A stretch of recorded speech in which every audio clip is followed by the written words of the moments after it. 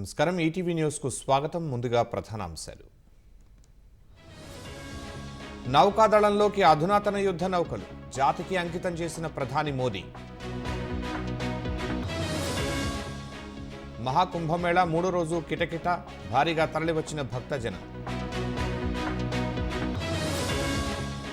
కుంభమేళాలో వెంకటేశ్వర స్వామి ఆలయం పెద్ద ఎత్తున దర్శించుకుంటున్న భక్తులు. జుకర్బర్గ్ ఎన్నికల వ్యాఖ్యలపై మెటా క్షమాపణలు. భారత్ విషయంలో పొరపాటు జరిగిందని వెల్లడి. న్యూఢిల్లీలో కేజ్రీవాల్ నామినేషన్, ఖలిస్తానీ ముప్పు ఉందన్న నిఘా వర్గాలు. స్వాతంత్ర్యంపై భాగవత్ వ్యాఖ్యలు దేశద్రోహమే, తీవ్ర విమర్శలు చేసిన రాహుల్.